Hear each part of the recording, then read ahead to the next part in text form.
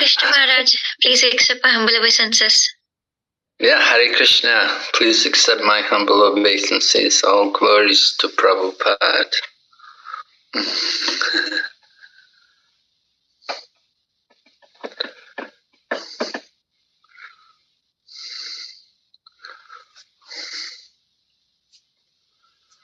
So when are you planning to leave Missouri?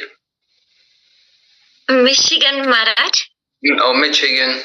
Yeah, I'm planning to leave on 25th of March.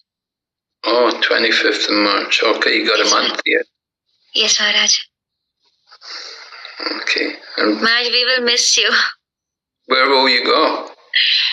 No, I'm saying that today is our last day with you, but we will really miss you. Oh, really? Yes. I'll also miss you. It's been very nice to have your association. We are very blessed to have your association, Maharaj.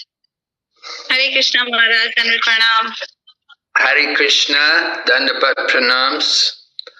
Nice to see all of you. Yeah, today's the last day. Unfortunately, we have to have another session. Maybe we'll find another course we can teach. Recording in progress. Maharaj, today I have chanted 15 rounds. Oh, wonderful. Thank you very much. So now I want you to keep it up, right? Maharaj, I will continue it, hopefully. And one last round I'll be at night. Yes, and then we want you to go on and get initiation. Yes, Maharaj, hopefully. And then you can worship the deities nicely. Where are you staying? Maharaj, in Hyderabad, Pakistan. Oh, Hyderabad, Pakistan. Okay, good. So, do we have many devotees there? Yes, Maharaj. Do you have a temple? Yes, Maharaj. We have a center. Temple is under construction. So in our center, every weekend on Friday, we have a satsang there, and almost 150 or 200 devotees came there. Oh, wonderful. Yes, Maharaj. And last year on Janmashtami, Maharaj, there were more than 10,000 people were there on Janmashtami. 10,000? Yes, Maharaj. Oh my goodness. That's allowed in Pakistan? They don't mind? Yes, Maharaj, it's allowed. Oh, that's good. We'll have to come and visit there sometime. Yes, please, Maharaj, please do come here.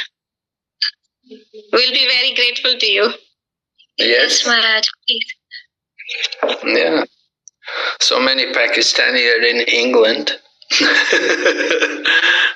Why shouldn't I come there?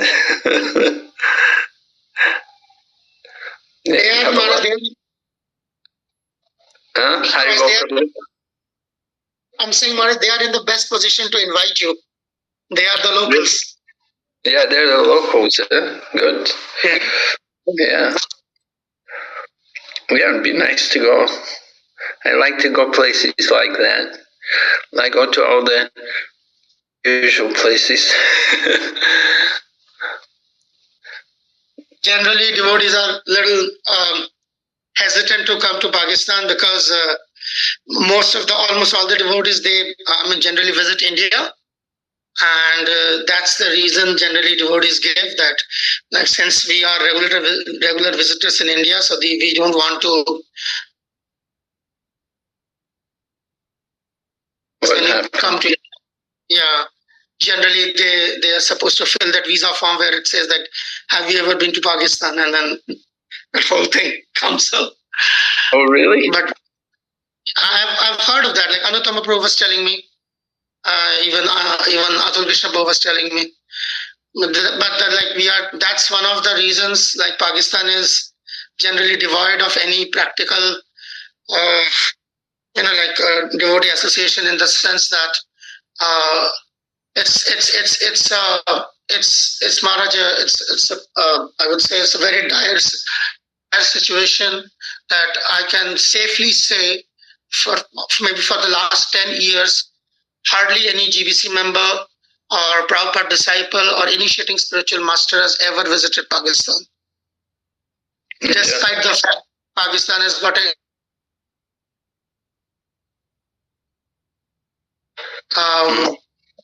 their only chance is if they can visit another country for sadhu sangha. So it's actually, nobody. I find it personally very disheartening that nobody cares for Pakistan. Oh. So yeah, it's a fact. And this Bhakti-Shastri was one of that attempt. At least online they can get some sangha. But as you can understand, Maharaj, it's like online thing can only do so much, and it's hard any association. And it's on the contrary, because there is so much space in Pakistan and so much potential, so that is generally exploited by other subgroups, Sajya sections, deviants,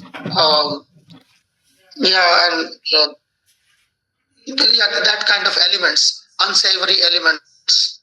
How many places are there to visit there in the country?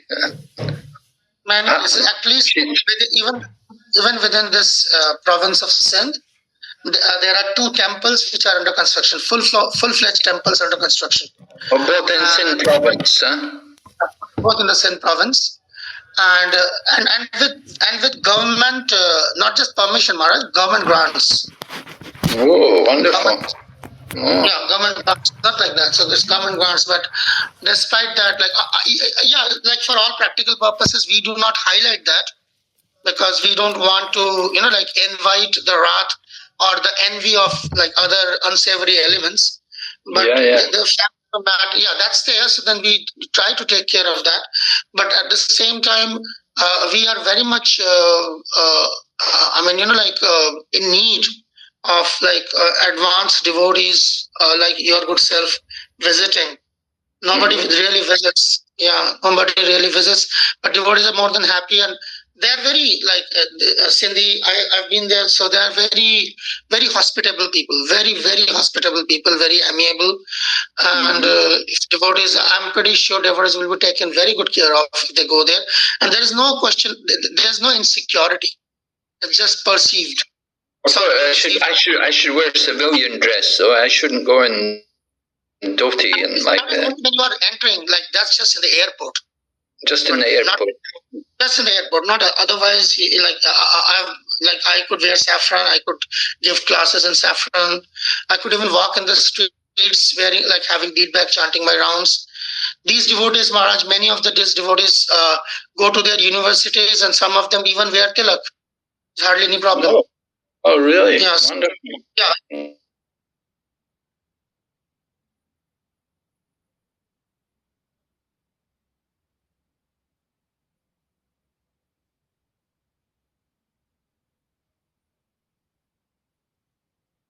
Come, they will find it very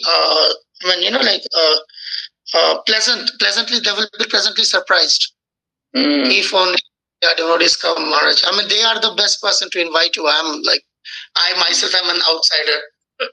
Practically, according to this definition of the state, I'm from the enemy country. but you are certainly most.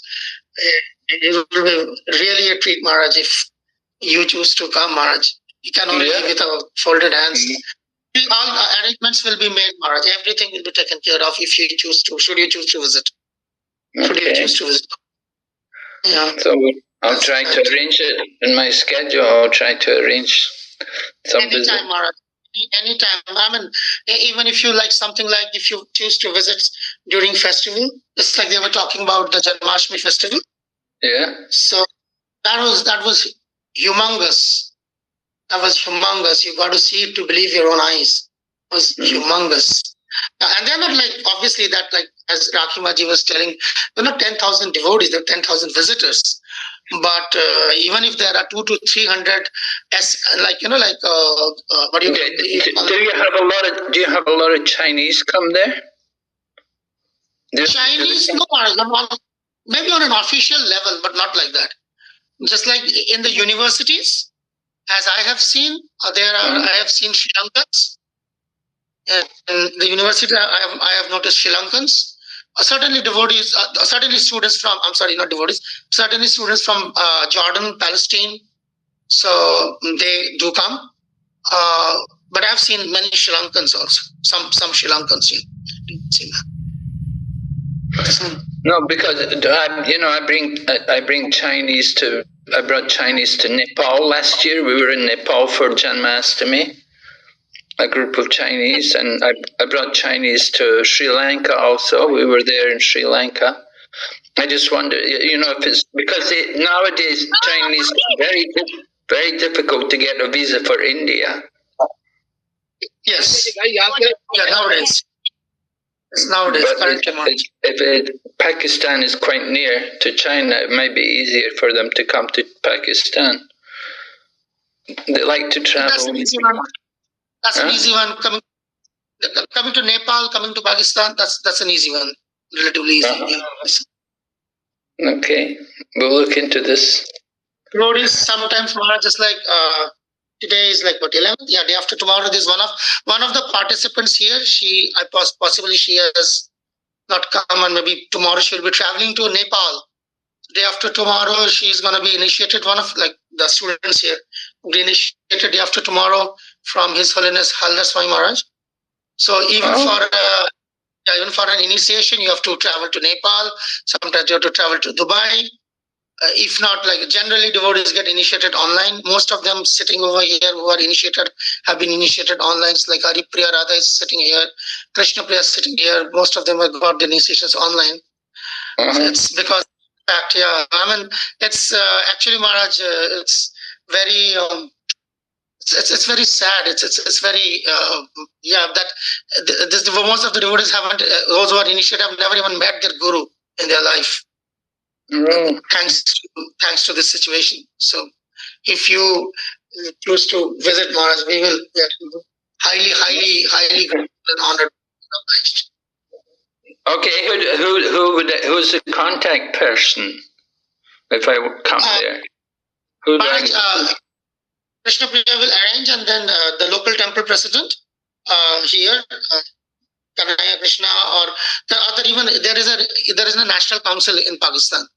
So the chairman of the National Council, he can also help you. Yeah, look, it's all in very much in contact. I mean, we couldn't be doing this without their support. Very supportive, Maharaj. Very, very supportive. They are very, very welcoming, and they will be happy to host you, Maharaj. Okay, good. I mean, it's the other way around. Tell us, Maharaj, we will chase you. We will follow you. We will chase. Okay, that's nice. I like that. I need that kind of encouragement.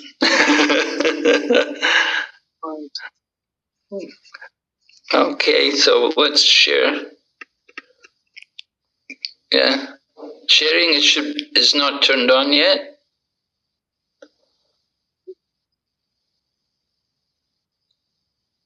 Yeah, is it turned on now? Yes, they turn on, Maharaj. Okay, thank you.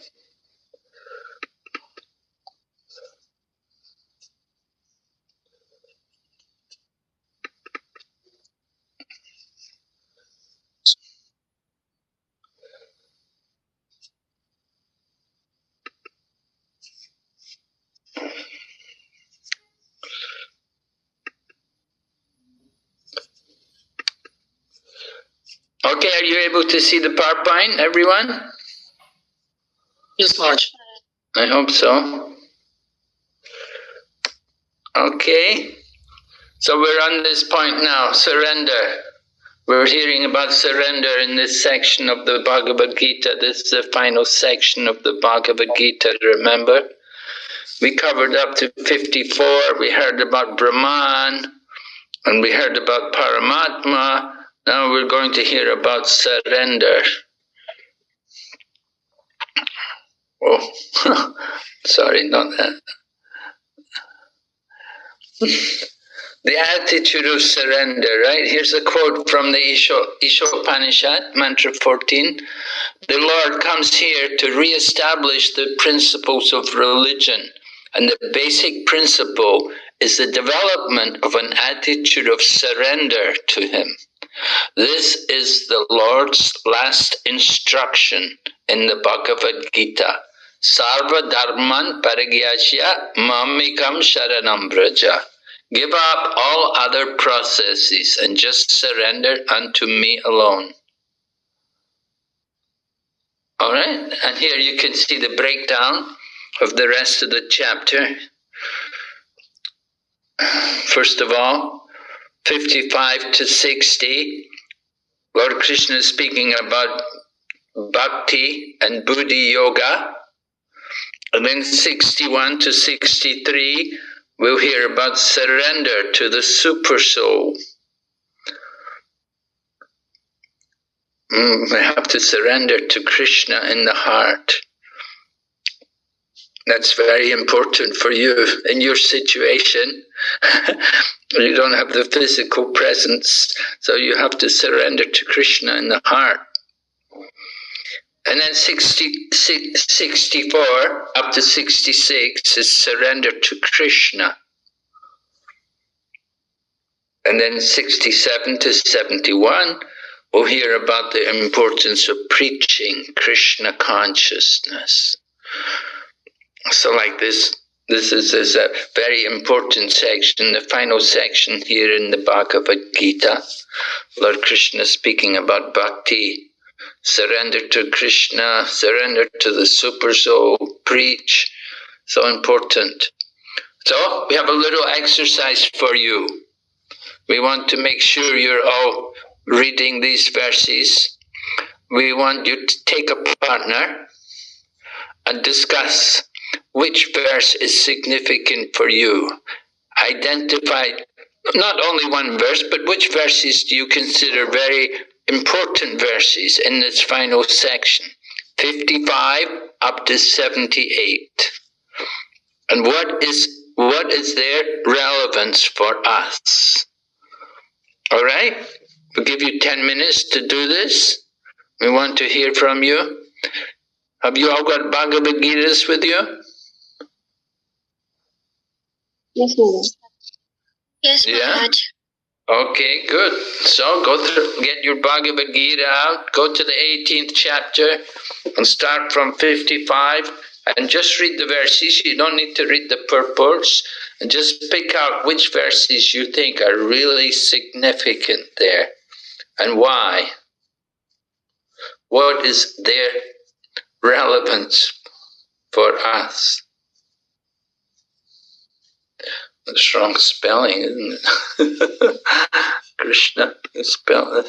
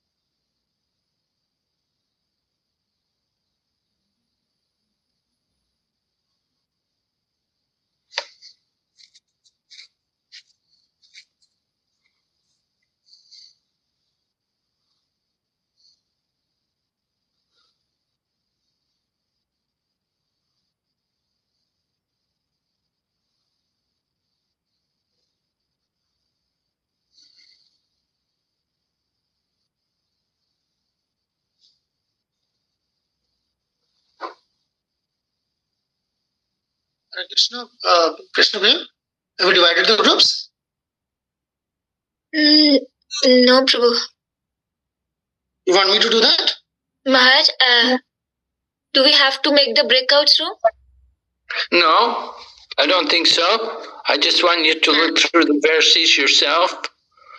It's an individual exercise. And we'll hear.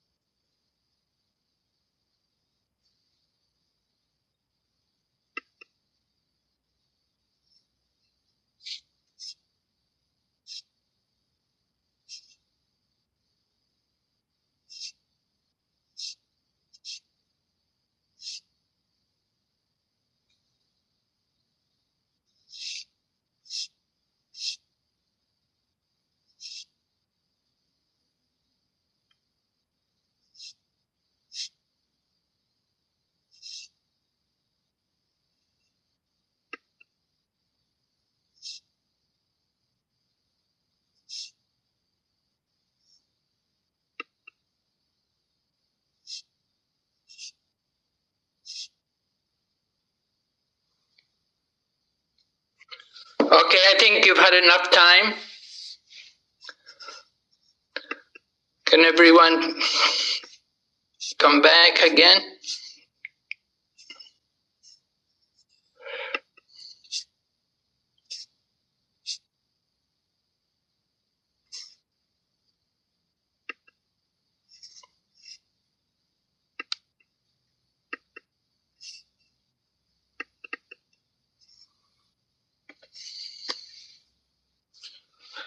All right. Would someone like to tell me a significant verse in this section? What you consider to be a significant verse? Just give me one verse. Which verse did you consider to be the most significant? Hare Krishna Maharaj, Dhanvat Pranams. Yes, Hare Krishna. Maharaj, verse number 6. Verse number what? Verse number 67. Okay, 67. can you read it? 67. Okay, read it to me. This confidential knowledge may never be explained to those who are not assured or devoted or engaged in devotional service, nor to one who is envious of me. Well, is that really important for us now? You know, in our Krishna consciousness movement, do you have any, when you have your programs, when you have like Janmashtami or like that, are you particular? Do you check on the people coming to the programs? I heard you had 10,000 people at Janmashtami. Did you check on them to see if they were envious or not? No, Maharaj. No, we don't usually check, you know. And similarly, when Prabhupada went to the USA, you know, he didn't, you know, he had, his programs were open to people. And generally, wherever, you know, all countries I visit, programs are usually open. They're open to the public. People can come. We don't really check them to see, you know, we don't interview them. Some places they do, you know, there are some places where they'll check on you before they let you in. But in our own institution, we're quite liberal. So, you know, I wonder, how is that really relevant for us, that verse? Actually, Maharaj, according to me, like, as in mentioned in the verse 67, we should not explain these signs to those people who are not interested, who are just interested in only arguments and not sincere in learning. Like engaging. Yeah. Yes, if, you know, if people come with an argument, with that mood of arguing, yeah, of course, we generally tell them better you go some other place. Yeah. We often, you would get that sometimes. I was with Prabhupada one time, and Prabhupada gave a lecture, and one man, we were in London, so it's a Christian country, and one man stood up and he started talking about Christianity and like this. And so he was challenging. And Prabhupada didn't respond. He turned to one of the senior devotees who was a sannyasi, and he told him, "You answer him." But you will get that sometimes. You get people who come, they challenge, and they don't really come to hear. Anyway, you know, we have when people ask questions like that, challenging questions, we can refuse to answer. But usually we allow people to come to attend, so long as they don't disturb. You know, if they disturb, sometimes it would happen in the early days in the 1960s when Srila Prabhupada was there in the USA. Some people would come and they would disturb. But Prabhupada's solution was, bring a plate of prasadam for him. And they give the man a big plate of prasadam and let him eat. And then there'd be no more disturbance. So Prabhupada would solve the problem like that by giving them prasadam and keep them quiet.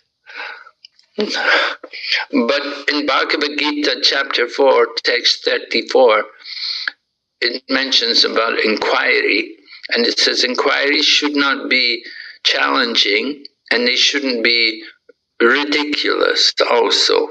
They should be reasonably sensible questions. So there is some standard. But generally we're quite liberal and we do let the public come. Different denominations come, we don't mind. So long as they keep quiet. So long as they don't disturb our program, we let them sit there. Okay, someone else? Another verse? Yes, Hare Krishna. I think so. Like 66 verse is most relevant if we also see for the people from outside. But in my opinion too, there are like, if primarily we say that 66 verse is important or significant, but other verses like especially the 70 and 78 are also relevant to myself. So yes, Maharaj. I'll say 66, of course, that is Sarva Dharmam Parigyashna, right? Where yes, Krishna is saying we should surrender everything. Give up all your dharmas and take shelter of me. Yes. So, what dharmas do we have to give up to surrender? Sorry, Maharaj? Well, Lord Krishna is saying, give up all your dharmas. Yes. And saying to Arjuna, so I'm asking you, what dharmas do we need to give up in order to surrender? Like here in Pakistan, if I see, Maharaj, there are many people who are following blind religion, which are not mentioned in the scriptures, or who don't give us, like, being a soul, we always like seeking after eternal happiness. So there are a lot of religions who just provide temporary peace and temporary happiness. So the religion, like the like to practice Krishna consciousness will give us that happiness. So I think this verse shows that. Yeah, but what particular dharmas do you need to give up? Any special dharma? Is it, because Krishna is saying, give up all your dharmas. So what is he talking about? What do we have to give up? I think, Maharaj, all those material, all those things which are pulling away us from taking Krishna consciousness. Okay. Yeah, I mean, what we need to give up is the bodily concept of life. And we need to give up, like Srimad Bhagavatam says, talks about Kaitava Dharma. Have you read the Srimad Bhagavatam? I'm still on Canto 1. Yes, Maharaj, little bit. So in the Canto 1, in the very beginning, yes. First chapter, the second verse, Krishna says, he talks about Kaitava Dharma, cheating religion. Yes. Right? Cheating religion. And we have to give up that kind of mentality. Kaitava Dharma, cheating religion, just like people go to the temple or go to the mosque and they pray to God and they say to God, oh, I love you, but they're thinking, where's the money? So that kind of religion, if we just go to, can you hear me okay? Yes, Maharaj. Yeah. So that kind of mentality, business mentality, that's not real religion. You see, if you go to God with a business mentality. So we want to give up that kind of nature.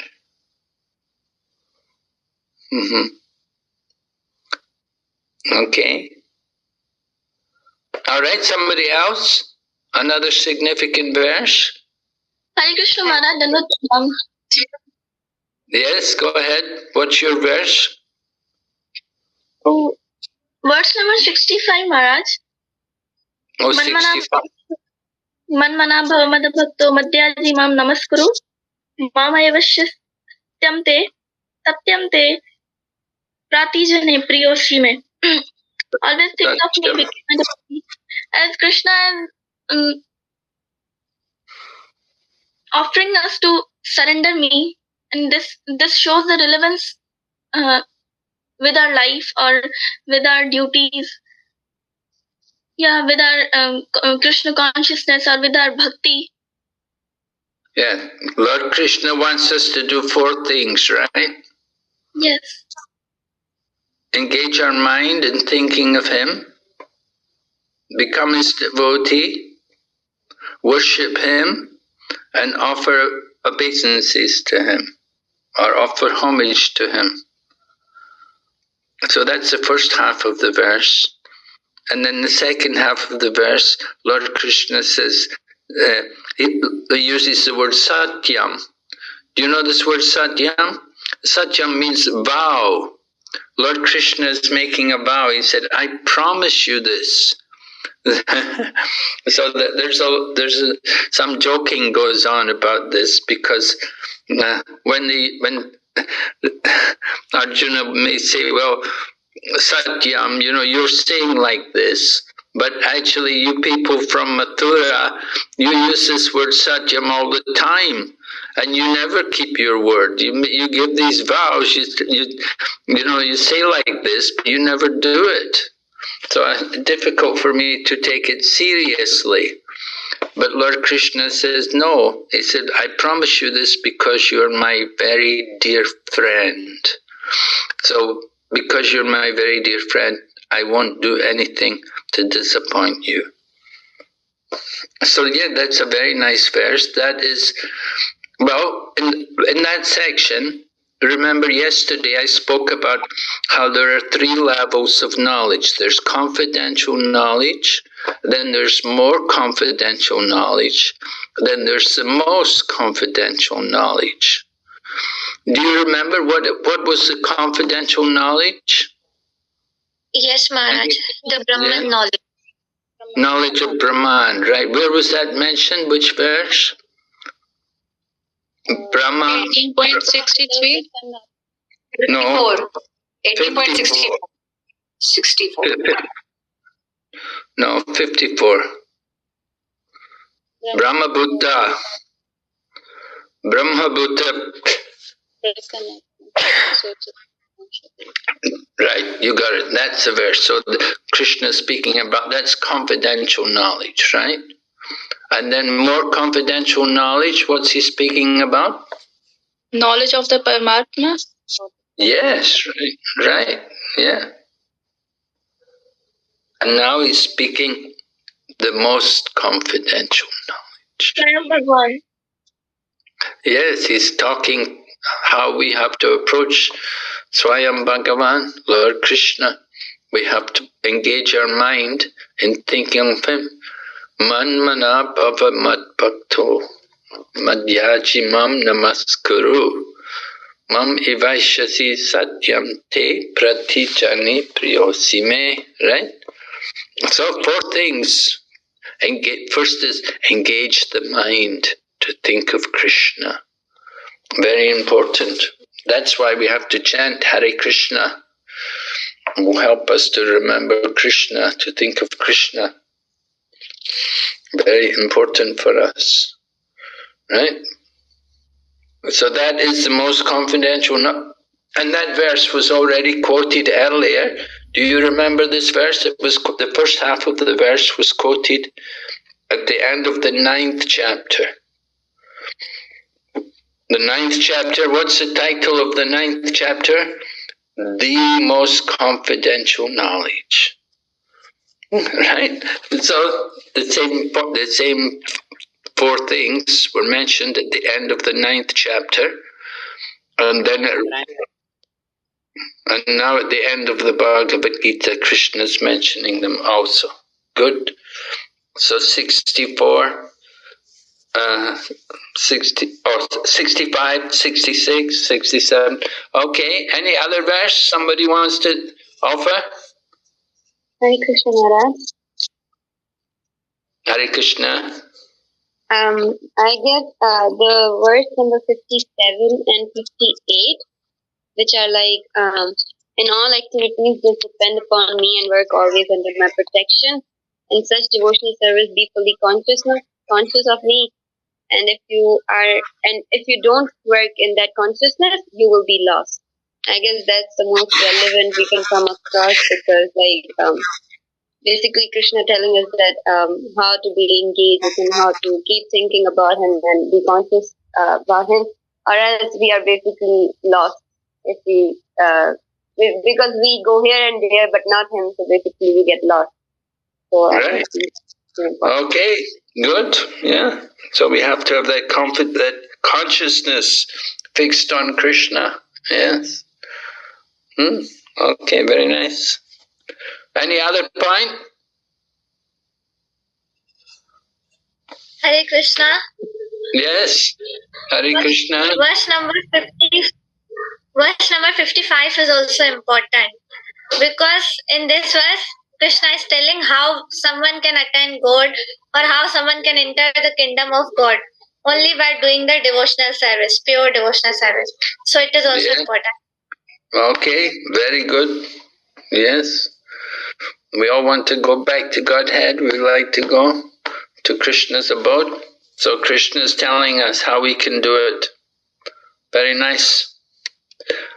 Okay, we'll go ahead. Let's see what else here. Central point of Bhagavad Gita.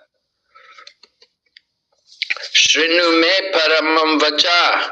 Hear from me. Paramam vacha is supreme instruction. Right? Shrinu me paramam vacha. What is that supreme instruction? Here you can see the 4 things we have to do. This is 1865. Begin 64. The supreme instruction. Hear from me the supreme instruction. And then Lord Krishna says, Manmana bhava mad bhakto madhyaji mam namaskuru. Alright, so the mind, we have to think of Krishna. Very important for us. When we chant, we have to hear. It's important for us to hear. Sometimes devotees would say, what to do with the mind, Prabhupada? What about the mind? Prabhupada said, you use your tongue to chant and you use your ear to hear. He said, there's no question of the mind. If you're hearing and concentrating on your chanting, the mind will be controlled. You have to use your mind to do these things, you see? So it's not that the mind has nothing to do, but the mind helps us to chant and to hear. That's how you have to use your mind. And we have to become a devotee. Become my devotee. What does it mean to be a devotee? Well, it means we will think of Krishna. We remember Krishna. We chant the holy name. A devotee will chant the holy name. It's not other things which are important, like the dress and so on, although that can help, but what's important really is chanting of the holy name, that they will chant and they like to hear, they take pleasure in hearing about Krishna. Then Madhyajimam, they worship me, they worship Krishna. They worship Krishna, maybe they go to temple, maybe they keep Tulsi at home, worship Tulsi. They may have only pictures, that's all right, we can worship Krishna. Some people worship Krishna in the mind. And Namaskuru, bowing down before Krishna. Some people don't like to bow down, but Prabhupada said if you don't bow down to Krishna, you have to bow down to old age, you have to bow down to disease, and you have to bow down to death. But devotees are happy to bow down to Krishna. And by bowing down to Krishna means in the future there'll be no more old age, disease, and death. Okay? So this is the most confidential knowledge. this verse 65. And I said it comes twice, these two lines. And here's 66. Of course, it's a well-known verse. And generally people think this is the goal of all points. And there's a discussion, though, between Lord Chaitanya and Ramananda Roy. Lord Chaitanya met with Ramananda Roy, and Lord Chaitanya asked Ramananda Roy to give some verses from scripture about the goal of life. So at one point Ramananda Roy quoted this verse, but Lord Chaitanya rejected it. He said, no, he said, people may surrender for different reasons. You know, if people come and they want to surrender, they give up everything and they want to surrender to Krishna. Just like there was one man in Hong Kong, and he came to meet Prabhupada, and he told Prabhupada, he said, Swamiji, I want to take sannyas. So Prabhupada looked at the man and said, why?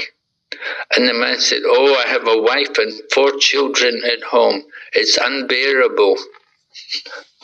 So, of course, Prabhupada did not give that man sannyas. But anyway, you know, the point is people come with different motives about why they want to surrender. Some people want to surrender. They say, I need a place to eat and sleep. You know, they don't come with the real mood of surrendering to Krishna and doing service for Krishna, but they come for their own material benefits. So that's not very good. So Lord Chaitanya, he didn't accept this verse as being one of the real goals of the ultimate goal of teaching of Krishna. He wanted to see more opportunity for devotion. And so this verse, it was not accepted by Lord Chaitanya when he spoke with Ramananda Rai. But when we're studying Bhagavad Gita in our initial stages, it's certainly an important verse. And it's one of the main verses in the Bhagavad Gita. We want to surrender to Krishna. And Krishna says surrender, but he didn't show us how to surrender. Therefore, Lord Chaitanya came 500 years ago. Krishna came again, and he comes as a devotee. And as a devotee, he shows all of us how we can surrender to Krishna. You see? Krishna just gave the instruction, but he didn't actually demonstrate how to surrender. But then Lord Chaitanya came, and he showed how to surrender. So give up all varieties, sarva dharmam pariyajna. Give up all dharmas, right? Because often people they have material motivation. So I was saying about kaitava dharma, cheating religion. You don't want to do that. That should be given up. Yeah, we want pure devotion, surrender to Krishna. That is the real point of Bhagavad Gita. So here's a quote from Prabhupada's purport, chapter 18, verse number 66. Now, in summarizing Bhagavad Gita, the Lord said that Arjuna should give up all the processes that have been explained to him. He should simply surrender to Krishna. In other words, devotional service to Krishna in full consciousness is the most confidential part of knowledge. And this is the essence of the whole Bhagavad Gita. Right? And from the preface, instead of satisfying his own personal material senses, he has to satisfy the senses of the Lord. That is the highest perfection of life. The Lord wants this and He demands it. One has to understand this central point of Bhagavad Gita. Our Krishna consciousness movement is teaching the whole world this central point. Not everyone understands this central point, right? So what does surrender mean? All right, surrender means, here we've put the different, you'll see there are 6 items of surrender. So we put the Sanskrit and then the English translation. So Sadvida Sharanagati, 6 methods of surrender. First one is Anukoyasya Sankalpa, to accept everything favorable. Right? What is favorable? Who can say? What can we accept? Let me hear someone say, what are you going to accept? What is favorable for devotional service? Krishna Prasad. Go ahead. Let me hear. Yes, what is favorable? Yeah, go ahead. Oh, prasadam, eating prasadam, okay. Yeah, anything else besides prasadam? Association with the devotees. Yes, association with devotees. Something else? Always depend on Krishna. What? Always dependent on Krishna. Always depend on Krishna. Well, that's something else. That's another point. Accepting every... Huh? Enthusiasm, patience. No, those are qualities. That's something else. We want to know different practical activities which are favorable. Doing service, Maharaj. Yes, doing service. What service though? Like deity worship. Oh, okay. Worship the deities, yeah, if you're qualified. If you have deities, yeah. I mean, except things like kirtan and hearing the Shastra, these kind of things. Chanting the holy name, right? Okay, and then reading scriptures. well, that's another point. I just want practical activities, right? So anuko yasha sankalpa, and then pratiko yasha varjanam. Pratiko yasha varjanam means reject everything unfavorable, right? What are you going to reject? Associating with worldly minded peoples. Well, Bad association. well, Using excess of mobile. Avoid intoxication. intoxication, yes. Reject intoxication. Reject also. Huh? Avoid meat eating. the non-devotees. Meat eating non-devotees. Meat eating, yes, meat eating. We also reject meat, intoxication, gambling, illicit sex. These things are all unfavorable and rejected, right? Rajal, So those. Prajalpa, nonsense, idle talk. All right, things which is not in relation to Krishna. Yes, should be given up.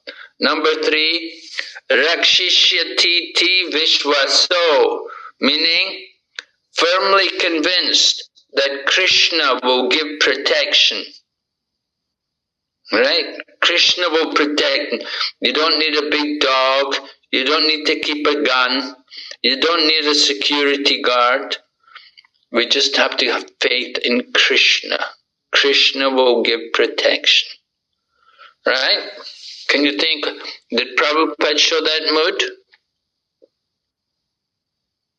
Yes. How?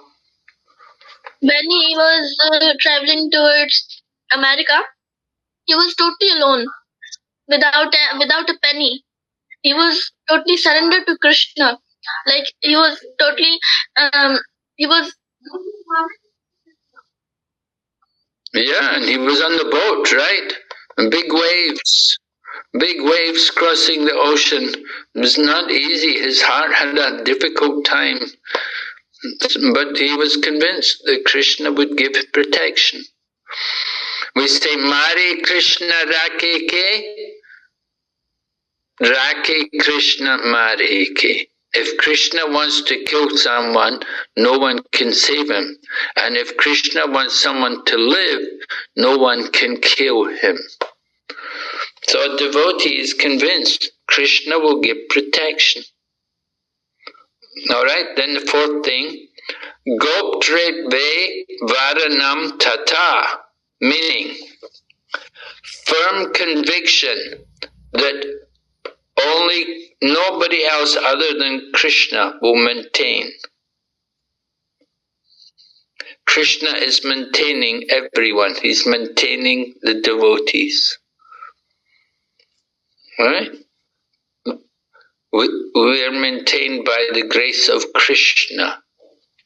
It's not that, oh, somebody's giving the donation every month, so he's maintaining a temple. No, we're maintained by the grace of Krishna. Prabhupada gives the example about the elephant. He has to eat several kilos, but every day he gets his food. No elephants are dying of starvation. They get their food. And even little insects, tiny ants, they also have to get a grain of sugar every day. And they also get their food. It's all arranged by the grace of Krishna. Krishna provides for everyone. So as you said, Prabhupada went to America with no money. Krishna was maintaining him. How could you manage in America with no money? Krishna provides. And then Atma Nikshepa, meaning self-surrender, acts and thinks as Krishna's desire. He has no desire other than Krishna's desire. That is Atma Nikshepa, or self-surrender. Right? We may have our desires, but we should think, what is Krishna's desire? That is important. That is what's most important. Krishna's desire. Okay? And then finally, Karpanye, meaning humility. Very important. Devotees have to be humble. Lord Chaitanya teaches us, think of ourselves lower than the straw in the street. Think of ourselves like in our spiritual dimension, 1/10,000th of the tip of the hair. Be humble. Amanena manadena. Offer all respect to others. And we don't expect any respect for ourselves. It's very important. So that humility. The more a devotee is advanced, the more humble they'll be. Right? Humility is so important. The Goswamis were so humble. They were bowing down to everyone. So these are the 6 items of surrender. Right? Going to surrender. We have to meet all these requirements. So it's important to know these kind of things. People often ask us, what is surrender? What does it mean, surrender? You can tell them these things.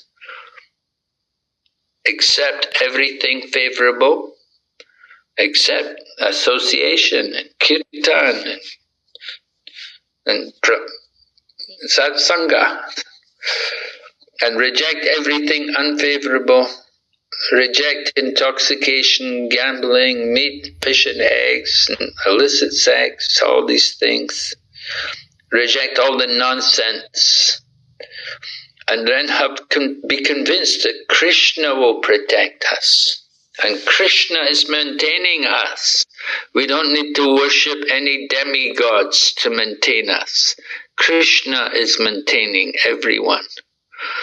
Some people think, oh, I have to do my Durga Puja, or I have to worship Hanuman, I have to worship Lord Shiva. No, Krishna is the maintainer, and Krishna is the protector also. All these other devas, all these other gods, they're empowered by Krishna. So then surrender is to have no desire other than Krishna's desire. And humility, very important. So this is surrender. 6 items Lord Krishna told Arjuna, surrender. Here's a quote from Prabhupada's purport, text 78. One must become a devotee of Krishna, and the essence of all religion is to surrender unto Krishna. The last instruction of the Gita is the last word in all morality and religion.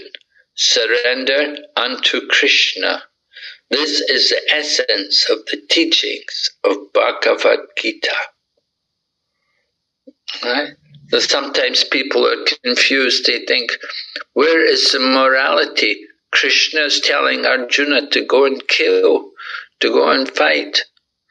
They do not understand that what is real morality. Real morality is to take shelter of Krishna, to surrender to Krishna. All right?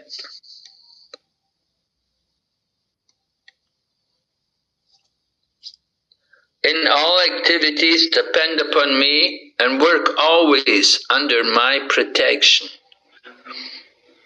Buddhi yogam upashritya. In such devotional service, machita satatam bhava. Be fully conscious of me. Oh, okay, so text 57. Someone had cited this verse, I think. Chetasya sarva karmani mai sanyashamat para. Buddhi yogam apashritya machita satam bhava. So Lord Krishna is saying, machita, be conscious of him all the time. Satatam bhava, be fully conscious of him.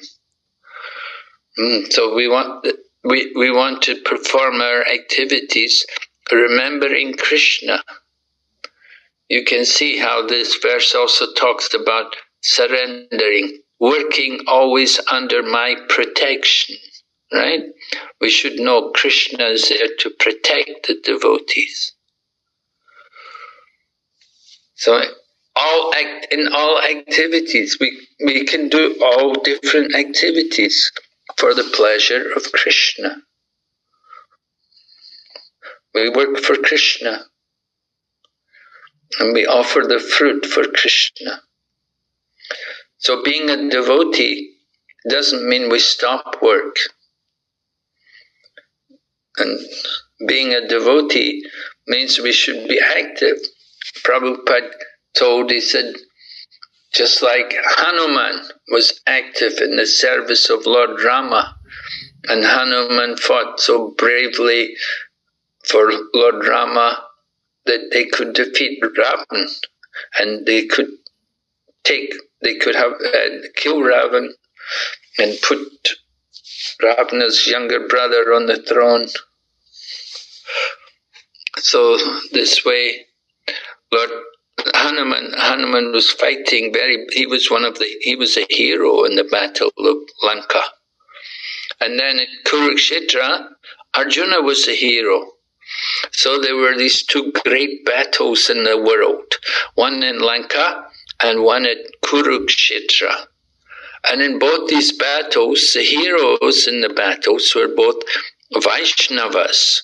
Hanuman was a hero at Lanka, and Arjuna was a hero at Kurukshetra. So the Lord arranges like that for his devotees. They work. Devotees work. Devotees are not to sit idle. And Prabhupada liked to see the devotees always busy in Krishna's service. Alright?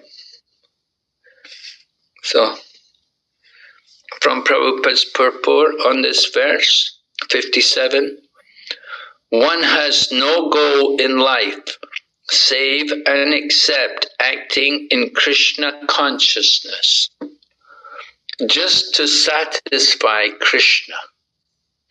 And while working in that way, one should think of Krishna only.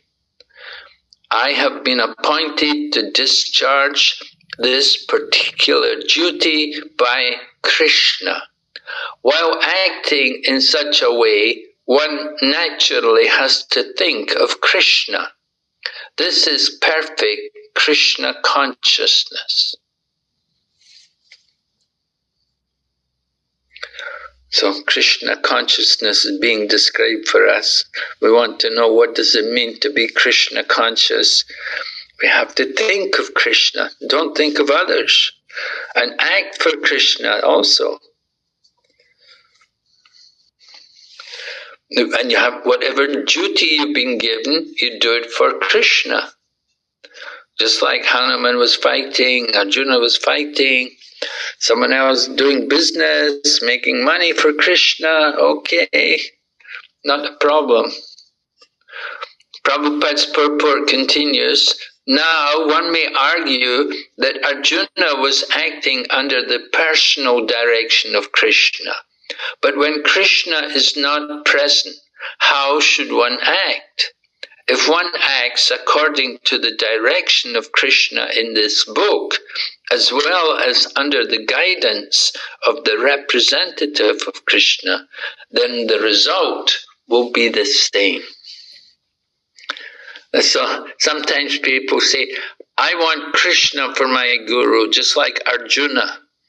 Yes, okay, if you want Krishna for your guru, then you have to be a disciple like Arjuna. Unless you're on the level of Arjuna, Krishna won't want you as a disciple. So people may say they want to have a great guru like Krishna, so you have to be a great disciple like Arjuna. But still, the devotees, we have the devotees there representing Krishna, and if we act under the guidance of the representative of Krishna, you get the same effect. So that Lord Krishna arranged for the parampara, the disciplic succession, right? From Krishna to Brahma, Brahma to Narada, Narada to Vyas. In this way, there's a line of disciplic succession. And Srila Prabhupada was the 32nd in that line of spiritual teachers, and the devotees who are in the Krishna consciousness movement, they represent Srila Prabhupada and they act on behalf of Srila Prabhupada. Just like in other sampradayas, like in the Sri Vaishnava sampradaya, the devotees there, they all represent Ramanuja, Ramanujacharya. He was the Acharya in the line of Sri Vaishnavism, and he was there over 1,000 years ago. Just a few years ago, they celebrated the 1,000th year of the disappearance, of the birth of Ramanuja. So Srila Prabhupada, he is our founder Acharya, and we are acting as representative of Srila Prabhupada, who represents Krishna. Of course, Prabhupada follows his own spiritual master, and his spiritual master comes in the line of parampara. So connection is there, and the result of the connection is purity and power, potency. Just like when you're connected to the power station, then you get electricity supply. If there's some problem with the connection, there'll be no power. So similarly with the parampara, there has to be a good connection between Krishna through the line of disciplic succession to the present day. And when the line of connection is good, then the result is that devotees all become empowered and they can perform wonderful activities. They can publish and distribute many books, and they can open many temples, and they can bring many people to Krishna consciousness. So you can judge like that, how people are empowered by Krishna, how many people they're able to bring to Krishna consciousness. All right, we'll go ahead. Here we see parampara, evam parampara praptam. Right? One should act according to the order of Krishna. This is a very important point. That order of Krishna comes through disciplic succession from the bona fide spiritual master. Therefore, the spiritual master's order should be taken as the prime duty of life. If one gets a bona fide spiritual master and acts according to his direction, then one's perfection of life in Krishna consciousness is guaranteed. That's from Bhagavad Gita, 18th chapter, verse 57, purport. So it's important. You need to have that connection with the spiritual teacher. There's a verse. Yeah, there's a verse in Bengali that everyone has got a mother and father. Every living entity has got a mother and father, but only the fortunate soul has got Guru and Krishna. And by the grace of Guru, he gets Krishna. Right? Janami janami sabi pita mata pai, Krishna Guru nahi mili, bhaja hari ai. This is Bengali, right? We sing every morning, Yasya prasada bhagavat prasado, Yasya prasada nagati katopi. Right? By the mercy of the spiritual master, we get the mercy of Krishna. And without the mercy of the spiritual master, then it's very difficult to get Krishna. So, like that, the connection with the spiritual teacher is very important. Here you can see in the illustration, Bhakti-Siddhanta Saraswati, he's giving initiation, maybe Srila Prabhupada. Prabhupada was initiated. He first met Bhakti-Siddhanta in 1922, but they lost connection. But later on, they were reconnected, and Prabhupada was initiated in 1933 at Allahabad, a place which is now called Prayagraj. Prayagraj, the place where the Ganga meets the Yamuna. So Prabhupada had a pharmaceutical business there in Prayagraj, and they opened the Gaudiya Math. They have a Gaudiya Math temple there. So Bhakti-Siddhanta Saraswati came, and at that time our founder Acharya, Bhaktivedanta Swami Prabhupada, was initiated. So, Bhagavad Gita, there's a disciplic succession. Here, Sanjay is speaking. Evam parampara vyasa prasadash Kshatravam etad guyam aham param. By the mercy of Vyas, I have heard these most confidential talks. Right? So who's speaking? By the mercy of Vyas, I have heard these most confidential talks. Who's speaking? Yes, anybody know? Sanjay. Oh, sorry, Sanjay. Yeah. Sanjaya, yes, Sanjay is speaking. By the mercy of Vyas. Sanjay, and who's he speaking to? Dhritarashtra. Yes, yes, Dhritarashtra, right. It's got to speak. He's telling Dhritarashtra wanted to know about the situation. The very first verse, Dhritarashtra spoke. So Sanjay is telling Dhritarashtra, by the mercy of Vyas, I've heard these most confidential talks.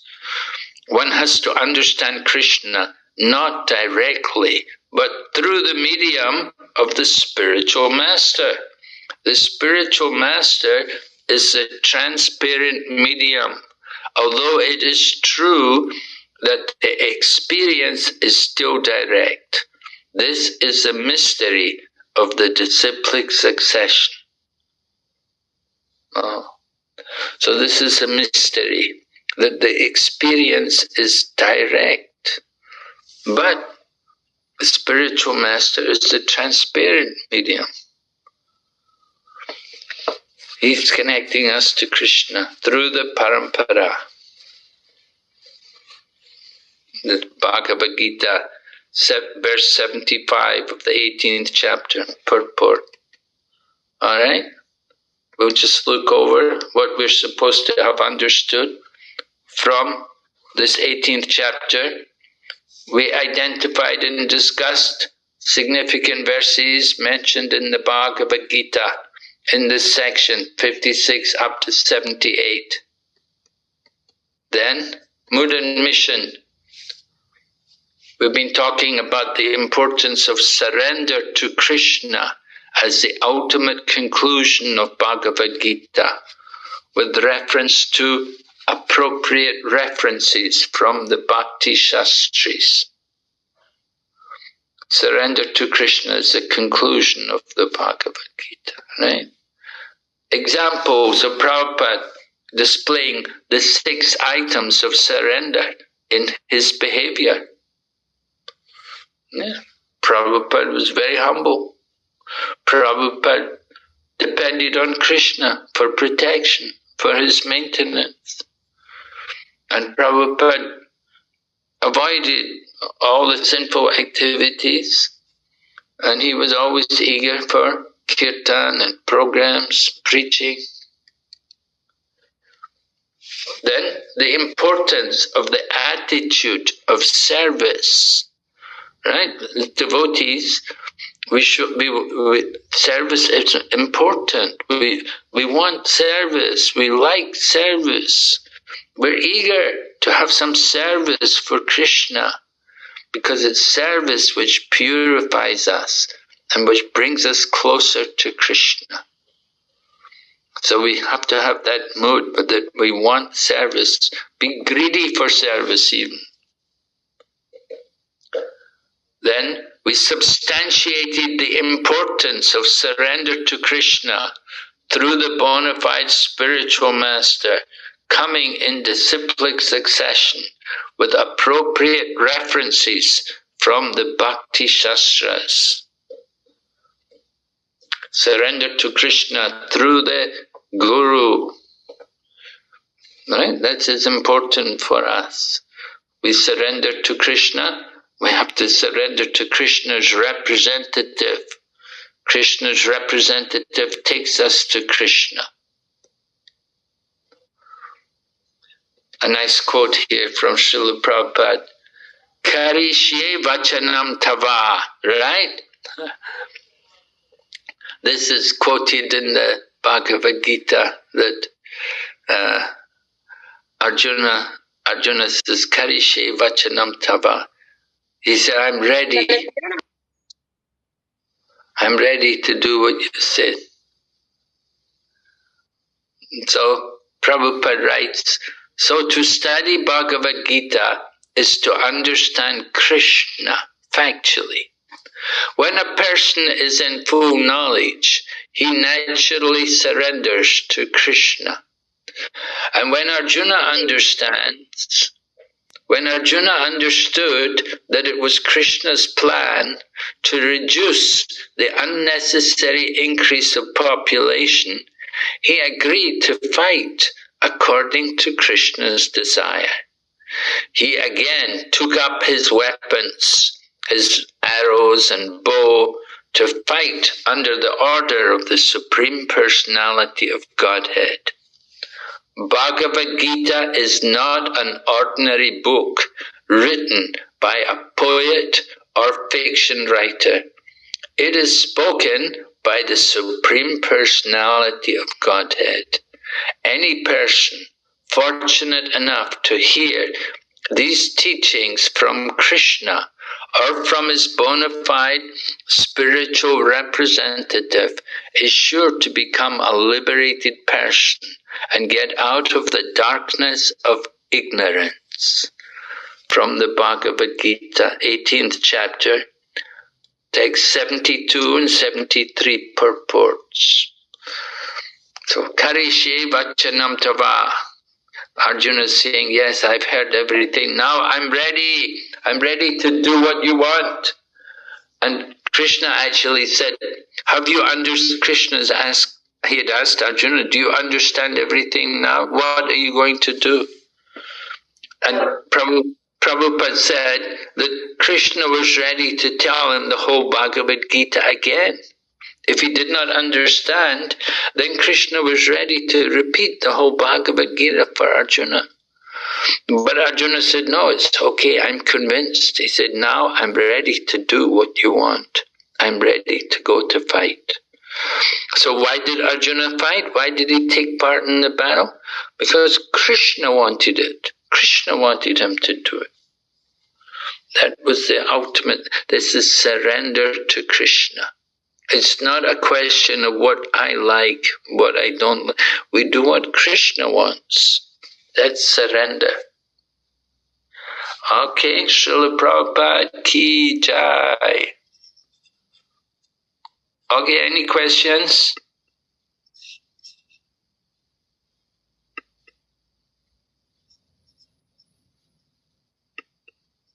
Hare Krishna Maharaj. Today it's the last session, and with this we will be actually concluding Bhakti-Shastri. So yeah, I'm pretty sure devotees will be having more questions or comments. Okay. Yeah, very good. How long have they been studying the Bhakti-Shastri? This is like Maharaj exactly 6 months now. Oh. Today is like, yeah, we started on 10th of 18th August. 18th August. In that sense, 18th August. Yeah, in that sense, it was like the orientation was on 10th August, but we started on 18th August. So it's like, if you count the days, it's like 6 months. I would say in that sense, it is a real feat that you could finish in 6 months. Generally, I see sometimes Bhakti-Shastri starting and then not able to, negotiate in time. So yeah, that's to their credit. Now they will be very good. Mm-hmm. Yeah, we lost 2 days because they had the holiday. We missed out 2 days. Yes, we managed to complete it. Again, apologize much for that. That was no. Very insolent to our part. Okay, any question, anything, any comments from anyone? Bhavna? Before we depart. Bhavna? No? There have been devotees, Maharaj, who practically didn't open their mouths throughout the 6 months, but still they were. Today, some of them opened up. I think somebody has a question. Oh. Yeah. Hare Krishna Maharaj. Hare Krishna. Accept my humble obeisances. I just want to say thank you so much for the wonderful class you have been taken, and it was very well explained, and thank you so much for your mercy. And I want to know about your journey in Krishna consciousness. How you began and what motivated you? Well, I began Krishna consciousness as a young man in London. You know, I had just graduated from the university and I'd taken a job in London. And I was working there in London one day when I was looking at some books and I got a Krishna book from a shop. I saw this Krishna book. I was attracted, you know, and I purchased the book. And then I took it home and showed my friend, and my friend said he also had a book, and he said, I think it's the same author. This was 1971, you know, and there were very few books, and Prabhupada did not publish really. There was no money, there was no BBT, you know, but somehow, you know, George Harrison had paid for the first volume of the Krishna book. And I purchased it, and I took it. When I took it home, my friend had another book, it was called The Topmost Yoga System. And you know, we were both really impressed, you know, and we decided we had to go to the temple. The devotees had actually come, you know, from the USA, and they were staying in London, and they'd opened a temple there in London. And so I thought, I always wanted to go, but it wasn't until I got the book, and when I actually read the book, I have to go to the temple, I have to go and find out more. So I went to the temple, and I used to go every night. They had arti every evening, and we'd come there and sing and dance, and kirtan, ecstatic kirtan, you know, every night. And the devotees said, you know, you can come for the morning program. They said, why don't you stay overnight? You know, then you can have the morning program and then go to work. You go to your job after, you know, morning. That's it. Well, yeah, okay, you know. So I was staying in the temple, and I was going to the Mongol Arti and doing some chanting, and then go off to work. I did that for a few weeks, and then they said, you know, you give up that job, you know, you don't need that job. So I gave up my job, and I became full-time devotee. And that's how it happened. I was always thinking, I don't know if we can ever survive, because we had no money and we couldn't pay the rent. But somehow I was thinking, how long can it last? You know, we we couldn't hardly buy food, but to make an offering for the deities was difficult. But somehow or other, we kept surviving, and it was really a miracle. But here we are, you know, 50 more years down the road, you know, and Krishna consciousness becomes so well established, so strong. So many more centers opened up, and so many huge numbers of devotees and congregation. And so, like that. So I was serving Prabhupada.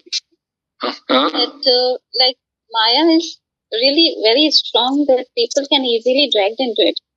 Have you never experienced that things after going temple or like that? Have you never like thought that in this material world, didn't you enjoy anything of life? So how just you easily come into temple and take sannyas, took sannyas? You mean, did I fall into Maya? Yes, Maharaj. I want to ask that, like, Maya is really very strong, and people are really easily like entangled in that. So, have you never experienced like this thing? Well, before I became a devotee, of course, we were in Maya, right? Before becoming a devotee, it's all Maya. My whole life was Maya. But after coming to Krishna consciousness, we're more aware of Maya. Maya, of course, Maya's still there. Bits of Maya, sometimes overeating, sometimes oversleeping, sometimes like that. Some little bits of Maya, but nothing too bad.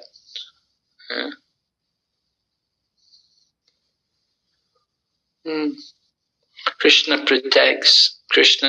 And because when you stay in the ashram, when you stay with the devotees, and the devotees are always taking care, ashram is a shelter, so it's protection from Maya.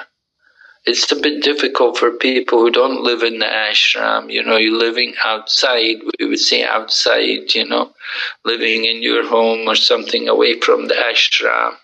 So it's not quite the same. But when you're living in the ashram with the devotees, then it's much easier and much safer.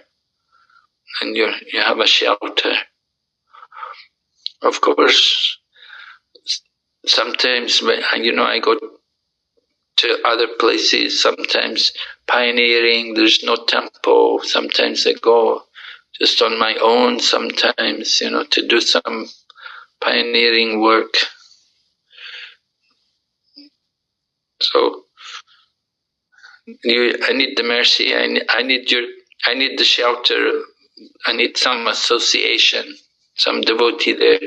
Even if there's no temple, there should be some devotee there. Somebody. Of course, sometimes you go places where there are no devotees. You have to start from the beginning. You have to make devotees. You have to get people, bring them to Krishna consciousness. Oh, Krishna's been merciful. Krishna's helped me, given me a protection.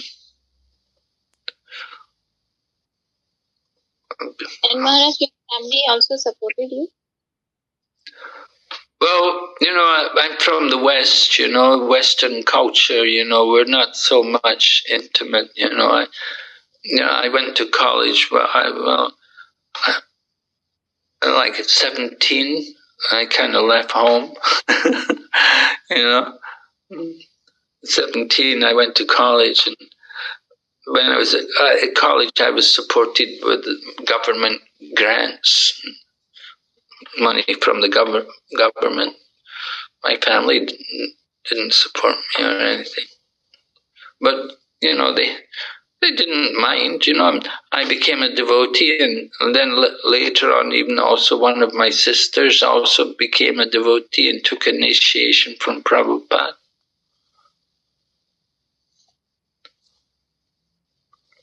So I figure the family not so unfavorable, I mean, they can see my life is different from other people, but they see other people, their lives are not so good, they have alcohol problems, drug problems, they have marriage and divorce problems, all of these things, So somebody's, at least they see I'm happy and I'm safe under the shelter of Krishna.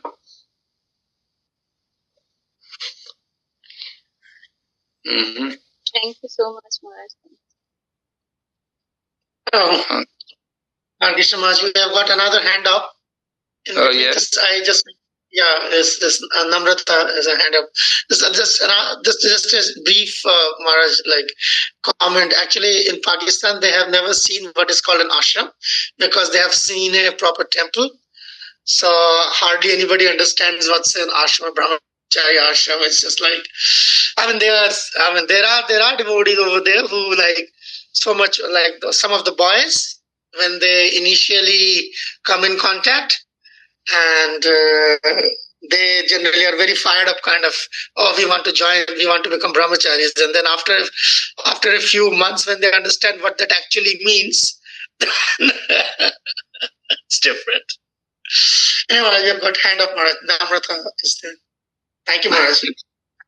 Okay.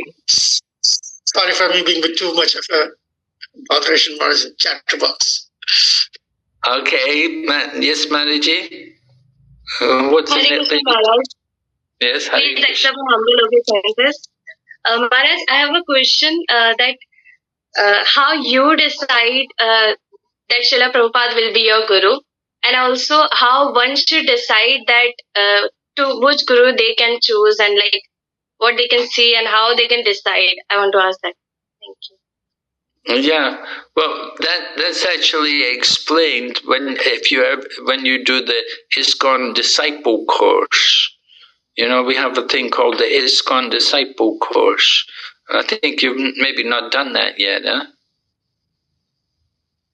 Did you attend that course? Yes, Prabhu. I have done that, Maharaj.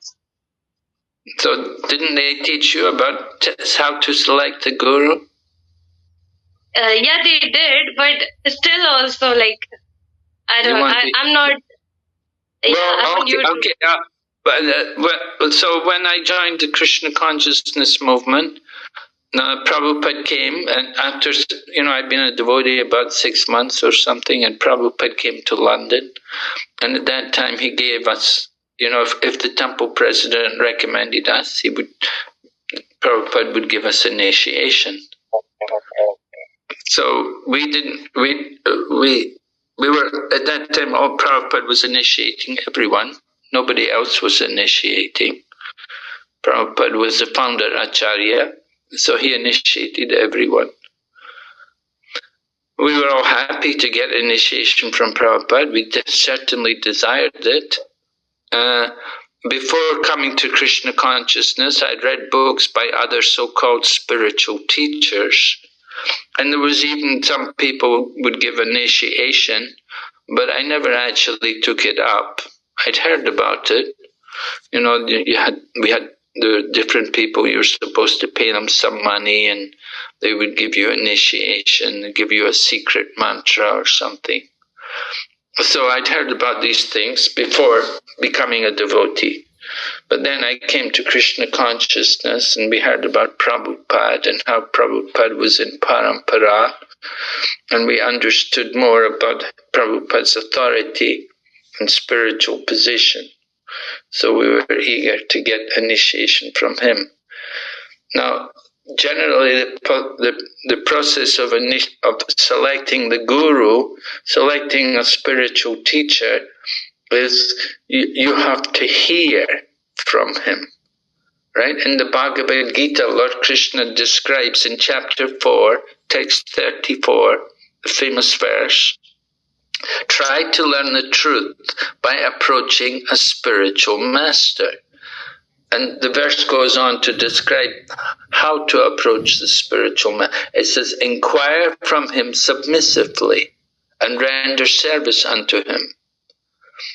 So that's the duty of the devotee, the one who wants to become the disciple. That first of all, you have to be humble. You have to fall down and submit yourself. Tadvidi pranipatena. Pranipatena means to submit yourself before the spiritual teacher. And tadvidi pranipatena pariprashnena. Then you have to put inquiries before him. And the inquiries should be relevant to spiritual life. They should not be foolish inquiries. Some people will say, oh, Swamiji, what's in my hand? What does my hand say? Or Swamiji, tell me a lucky number. Foolish things. So you don't want that kind of inquiry. And you have to do service also for the spiritual teacher. So that's the duty of the disciple, and the duty of the teacher, the qualification of the teacher is also mentioned in the verse in the Bhagavad Gita. Tadvidi pranipatena pariprashnena sevaya upadeshyanti te jnanam jnanenas tattvadarshana. So it's the self-realized soul, the spiritual teacher, has seen the truth, and he can impart knowledge unto us. So sometimes, you get people, they say, well, I know the truth, but I can't put it into words. So they won't be able to teach you anything. But rather, point is the spiritual teacher, not only does he know the truth, but he can explain it to you in a manner in which we can understand. So this was Srila Prabhupada's very important qualification, that not only did he know the truth, but he could also explain it in a language in which common people like myself could understand. Even though I had no background, no real cultural background or information, but Prabhupada's books were understandable. They made sense. And I was convinced just by reading his book. So like that, and Prabhupada also recommends that in selecting the spiritual teacher, the process is that you have to hear from him. And you should hear for about a year. And you should be convinced that this person, he can actually help me, he can save me. And then at that time, then you approach for initiation. Because initiation, actually, it's a commitment that you're finished with material life. Not that you have to give up your job or leave your home or anything, but we give up sinful activities and we commit ourselves to spiritual practice, regular chanting of the holy name, things like that. All right, Mataji? Yes, Prabhuji. That was convincing us. Thank you. Hare Krishna. Okay, any other questions? That's why I got so many hands flying. Yeah. So many of them. Oh, yeah. Well, yes, Prabhu. Ishwar, you got to open your microphone. I wish humble obeisances. Yes, Hare Krishna, Ishwar. Maharaj, I just want to say thank you so much for your valuable and precious time, and especially your mercy on us. And I just want to say I loved your whole session, the way you teach us, like your discussion sessions, breakouts, and when you teach us, you all discuss the revise and the whole backup story, back shlokas, then the next whole story. Thank you, thank you so much. And Okay. Maharaj, I want to request you, come and visit in Pakistan and give us your pure association. Uh-huh. Please, Maharaj. Are you also in Hyderabad? Yes, Maharaj. Huh? Are you in Hyderabad? Yes, Maharaj. Okay. Mm-hmm. Okay, thank you, Ishwar. Hare Krishna. Thank you, Maharaj. Hare Krishna. Thank you. All right, anybody else's hand is up? Yes, Maharaji? Yes, Maharaj, so many. Hare Krishna Maharaj, please accept my humble obeisances. Maharaj, first I have a question too, but first I really want to give a feedback that thank you so much for accepting, for mercifully accepting our invitation, for facilitating us with the chapters of Bhagavad Gita 13 to 18. It was very rare for us, and I also ask for forgiveness for sending you the disturbance, irritating follow-up messages. And Maharaj, there are a lot of things which I have learned from you, but which definitely touched my heart. Like the way you specially every session, the way for 1 hour you repeat every previous session for us, so that we can understand, or we can at least retain or remain those things which in our heart, which you are trying us to learn or teach from Bhagavad Gita. And thank you so much also that for sharing those memorable days which you had with Srila Prabhupada, and helping us to relish those moments which were in past and we were not there. And because of that, I believe that it strengthens our relationship with Srila Prabhupada and the Guru Parampara. So thank you for that, Maharaj. at last, I'm very introvert, Maharaj, personally speaking, and I'm very hesitant to speak the senior and advanced devotees like you, especially other disciples of Srila Prabhupada. Even when I was in UK, I met them a lot. I have seen many disciples of Srila Prabhupada, like His Holiness Endudiman Swami Maharaj, His Holiness Devamrit Swami Maharaj, His Holiness Chandramauli Swami Maharaj. I remember he was distributing the biscuits, and I was just running after that to grab and catch that biscuit, and he just looked at me, but I couldn't talk to him. I couldn't ask for the blessings because of my shyness. But you helped me a lot to speak, to do not hesitate, the way you asked me about the America and all. So thank you so much, Maharaj. That encouragement will always remain with me, and hope so when I'll go to the Florida, as I shared with you, and to Detroit, I'll try my best to not to hesitate there. And so thank you so much, Maharaj. And we will really, really, really miss you, because I enjoyed your association a lot. You're so friendly, Maharaj. So thank you so much. My question is that, Maharaj, like, what still surprises you, or like you think about the Krishna consciousness that still amazes you personally? Because sometimes we became so much like we don't have like, honestly speaking, you are at this age, but still you remember a lot of verses from Bhagavad Gita. But we even forgot about, like, what to speak of Sanskrit, we forget the translation. So I really want to know, like, how you feel something kind of like, what surprises you that you think like Krishna consciousness, something is Krishna consciousness, very interesting. Oh, well, I think that the most interesting thing in Krishna consciousness is Srila Prabhupada.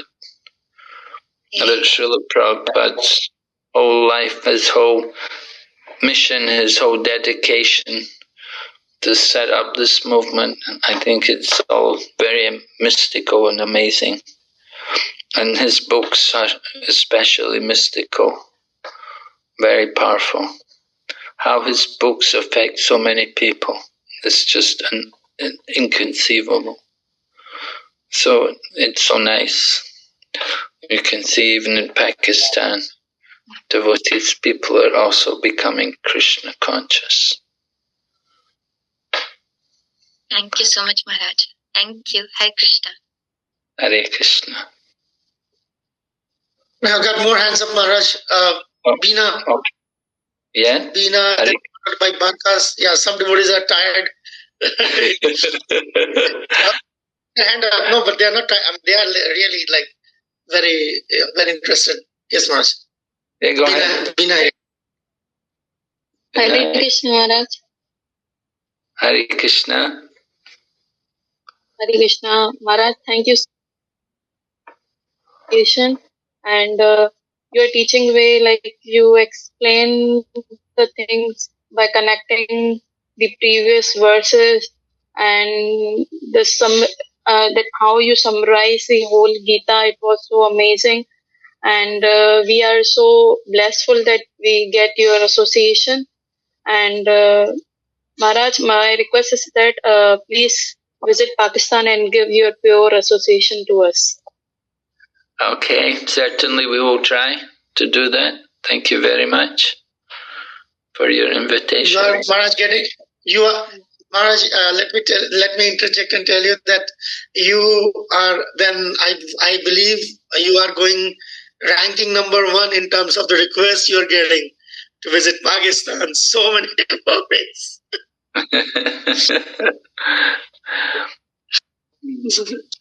Barka Maharaj, another devotee. Yeah, please, Barka, go ahead. Hare Krishna, Maharaj. Please accept my humble obeisances. I have 2 things: the feedback and the question. The feedback, if I start, I don't know where to start with. My heart is totally filled with gratitude, because it's like the most lovable teaching I got from you, because like whatever you said, it always stayed with me. A lot of points to jot down, and a lot of things to take from the course. And the one point that stays with me, and I would say the one point you said, it was like, live, learn, and keep distributing the knowledge we absorb. Never keep it because we can never absorb it. Everything, so we need to distribute it. So I'm really grateful for the teachings and for your great association, Maharaj. Thank you so much for blessing us with your great association. Hare Krishna. Thank you for your kind words. And Maharaj, I have one question. The question is like, as we were reading the whole Bhagavad Gita throughout the Bhakti-Shastri, I want to know how you're reading for Bhagavad Gita as you studied it first time, and from now, how your perspective on it changed. Because it's like they say that we never stop reading it; we continue reading it again and again and again. So I want to know how it changed. Wow, that's just unbelievable how it's changed. Yeah, certainly, in the beginning, I really didn't understand very much at all. We would just read, and we had the abridged edition in the beginning. It was just abridged. There were no purports, and there was no Sanskrit. And so many things. So it was brief. So we didn't learn very much, but still we read it. And then later, some years later, then we got the full Bhagavad Gita, and we could learn it in more detail. And then in more recent times, we got things like Bhakti-Shastri Prabhu wrote his book, which was based on the commentaries of people like Baladeva Vidyabhusan and Vishwanath Chakravarti, and they explained also more in detail. I found it was very valuable. Bhakti-Shastri Prabhu is a disciple of Srila Prabhupada, and he wrote the book Surrender Unto Me. So I found that book very helpful in studying Bhagavad Gita also. And sometimes also read the commentaries, the original commentaries of Baladeva and Vishwanath Chakravarti Thakur. So there's so much, as you said, the Bhagavad Gita, it goes deeper and deeper. The more, every time you read it, you get more and more from it. So, I first came across the Bhagavad Gita when I was a student. They had in a humanity course, they were offering course on the Bhagavad Gita, but I didn't understand anything there, really. But then coming to Krishna consciousness, and it was nice to hear people my young age, when I was a young man, that people my age, from my background, they were speaking on the Bhagavad Gita, so it was more relevant for me. And then we got Srila Prabhupada's lectures also on Bhagavad Gita, helped a lot. At one point, when we got the Bhaktivedanta Manor, then Prabhupada came to London, and he was giving Bhagavatam class in the morning, and every evening he'd give Bhagavad Gita class. And he lectured one verse after the other. So it was very helpful hearing Prabhupada's lectures. And you could see much more how everything fits together. And Prabhupada's translation and everything, it's so much easier to follow. But still, there's so much you can keep going, it's endless, it's deeper and deeper, there's so much to be understood. Just like we see Bhakti-Shastri Bhagavad Gita, you could do Bhaktivedanta Bhagavad Gita, you could do Bhakti Vaibhava Bhagavad Gita, Bhakti Sarvabhauma Bhagavad Gita. It can go deeper and deeper, as deep as the ocean. Like in the ocean, you can wade in the shore, but you can go deep into the sea. So it's like that, like the ocean. Okay, thank you very much for your question. Hare Krishna. There's more hand up, Maharaj. Sagar Katrani. Hare Krishna Maharaj, Maharaj, thank you so much for your association. But I also remember that I really feel that very, very sad when I remember that incident when you go in class and I don't present. Sometimes because of my unseriousness, I feel that this is my this is my mistake, especially. I don't know how can I say that please apologize me, because I learn from my seniors. The main of things is that you respect the devotees, and I because I do some mistakes, so please apologize me, Maharaj. And your explanation way, especially me, is most auspicious for me, because in that whole Bhakti-Shastri session, I was learning from other devotees, devotees of Prabhupada disciples. It was my first time when I heard from Prabhupada disciples, and I learned most of the things which I don't know before this session. Especially thank you so much, Maharaj, and whole Bhakti-Shastri facilitators who facilitate this course. Very, very, very especially, and very grateful devotees are coming, associations. It's like it's the temple. I feel that I am in the temple in totally 6 months. It's like a temple.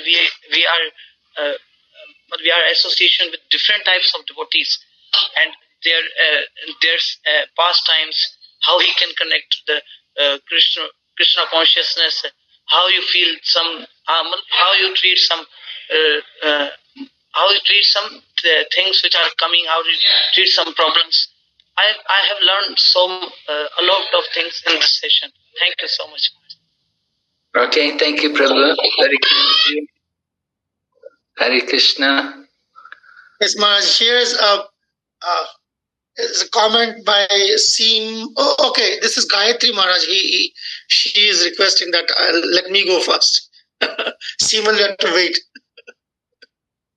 Hare Krishna, Dandavat Pranam. Actually, I wanna ask that, have you ever thought about giving up Krishna consciousness? Means now you are in a stage that you will not think about this like anymore. But when you start Krishna consciousness in the starting, have you ever thought that you should give up all the things and do the things that other people are doing? No. To tell you the truth, We really thought like this. I never really, whenever I think about people outside, I feel so sorry. I see how much they're suffering. People are suffering outside of Krishna consciousness. I think they're so unfortunate. I always think how to bring people into Krishna consciousness. Bringing people into Krishna consciousness is much nicer than the thought of ever going out of Krishna consciousness.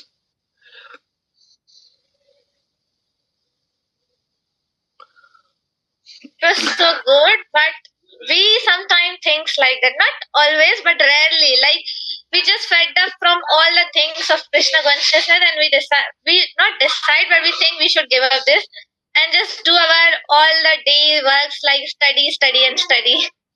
So how just can we stop thinking like this? Yeah, you get very addicted to your studies, I know.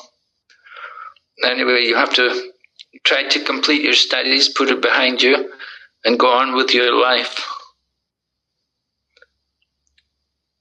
This studies, material knowledge, just bind you in deeper in the material world. Don't get too attached to all this studying.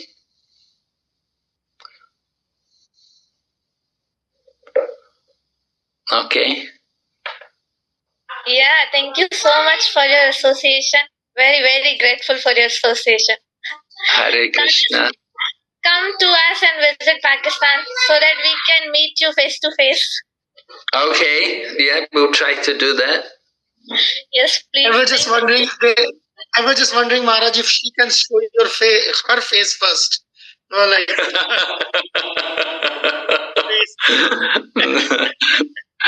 I can show my face. Ah, there she is. Yeah, I just missed that part. Yeah, demanding to meet him face to face. I mean, I don't know how will Maharaj recognize you like without this faceless face facing someone. Maharaj, this is Simal Maji. Simal, go ahead.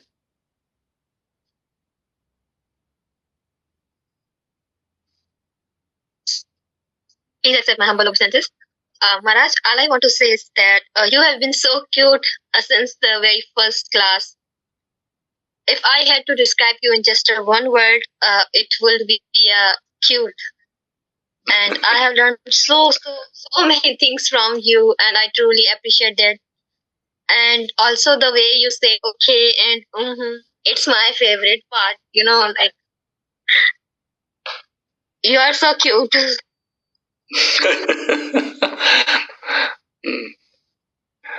Oh, thank you.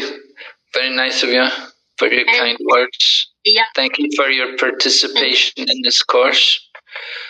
We hope you'll go on and study more. You know, we have many courses. Bhakti-Shastri is only one course. You can go on to Bhakti Vaibhav and study Srimad Bhagavatam. You know, it'd be very nice for you. You have a good command in English, so it's not difficult for you. And you'd find so much benefit also. Just on a side note, his father is a professor in Sindh University, and she is a bookworm. A bookworm, really? Yeah. Oh, very good. Yes. So you Maharaj, like? Sunil, sorry, Maharaj, please go ahead, Maharaj. So I'm just going to say, you know, you like to study more. We have a lot of courses. You'll enjoy taking part, and you can help even facilitating. You know, now that you finish Bhakti-Shastri, you can go on. You can also teach it for other people. You know, it's also a good thing to do. That's the idea. You know, we train people. We need people like you to teach to others. You know. And spread the knowledge, get more people to read. Okay, Sunil Prabhu. Hare Krishna, Maharajji, please accept my humble obeisances. Maharajji, first of all, please forgive me. I guess this is the first time that I have unmute my mic in throughout your whole session. So I want to thank, because this course totally changed my vision to learn and to read Bhagavad Gita, and I've learned many things from you and from other disciples of Srila Prabhupada and other Maharaj. So I am thankful to all of you, and I'm thankful to His Grace Bhamal Prasad Prabhu, so that he arranged this course for us. We have learned a lot of things. Actually, my vision is totally changed how to read Bhagavad Gita, how to understand. I've learned many things, especially from you. Thank you, Maharaj. Okay, thank you, Sunil. Just Maharaj, for Sunil Prabhu, it's very difficult. He's actually at present in his shop. It's like he has started a new business. He started the business after he registered for Bhakti-Shastri, and he was compelled to leave his hometown and go to a far off place. And despite that, he didn't really give up on that. He's still with all whatever challenges, he's still doing it. That's all I can say, Maharaj. Oh, very good. Very nice. He could keep up the Bhakti-Shastri, although he had to change his situation. Hare Krishna, Maharaj. Actually, I'm trying my best to, because I think personally think it's a call from the Krishna that this is the last time for come and wake up and come to me. I personally feel like that, so I try to manage my time for this. Okay, yeah, very nice. Please continue in that way. Okay, so I think that's it. There's no more hands. Hare Krishna, Maharaj. Oh, Hare Krishna. Hare Krishna, Maharaj, done with Vietnam. I am very grateful for you give us such a pure association, and your words always remember me. When I do my devotional service, I feel sometimes that I am not doing properly or like that. But when I take your classes or when you give us such a pure association, this always remember me to give my association and to improve my sadhana. Thank you for such a beautiful association, and I am requesting you to please come and visit Pakistan. Okay, thank you so much, and thank you for keeping up your sadhana. Please continue. Don't ever give up your sadhana. Yeah. Hare Krishna. So I want to thank all devotees and congratulate all of you. Hare Priya. Yes, and there are so many messages, in the chat box. Oh my God! At least we can. Hare Priya is there, Maharaj. Hare Priya. Hare Krishna Maharaj Ji, please accept my humble obeisances. First of all, thank you so much, Maharaj Ji, for your association. It's my first unit in Bhakti-Shastri. I attended which gave a sannyasi whole session, so it was yours. So thank you so much. I am truly grateful. And one more thing, I want to share that whenever you ask us something, we give us the references from Bhagavad Gita. Okay, this is which we can do, but you always ask us what you will do in that situation. Give me a practical application. What you will do. So that thing make me think whatever I'm reading, is it connecting with me? Is it relatable to me? What I will do at that situation. Whatever Krishna wrote, is it? This is already practical, but what I will do at that situation. So that thing gave me to brainstorming at that verse, what I will do at that situation. So you give me that vision, so I can connect with that, and I can do what needs to be done for me, what I can do at that situation. So you gave me that vision. So thank you so much for giving me that vision, so I can do those things which Krishna asked me to do in my situation, the way I am living. So thank you, Maharaji, once again. Okay, Hare Krishna. Thank you, Hare Priya. Very kind of you. Hare Krishna. So thank all the devotees from Pakistan, and certainly we look forward to coming there and visit you sometime. I hope Krishna can arrange my travel that way. I'll come and meet you all personally and see. And we hope you're all continuing your sadhana, your devotional service. Want to see nice application of this knowledge of Bhagavad Gita. The most people in Pakistan, do they read English? Or do you distribute or do Bhagavad Gita there? English, both English, Urdu and Sindhi. Oh, and Sindhi also.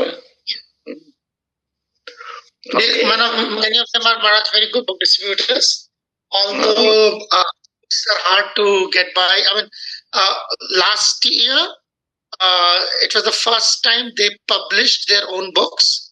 Previous to that, actually the English books, they didn't used to have English books. Quality was not very satisfactory, but at least they published something. And most of these devotees, they have their books, they are all smuggled from India. So that's how it is. But yeah, it's getting better now. Gradually, they have started publishing their books also. So okay. And they're very, very good book distributors. Yes, they're very, very good. Most of these Matajis, they are very, very, what should I say, aggressive book distributors? Very aggressive book distributors.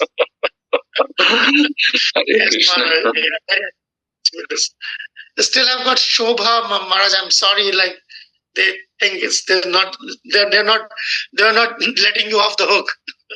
Oh, really? Shobha. Hare Krishna. Maharaji, Danut Pranams. Maharaji, first of all, thank you very much for your grateful association.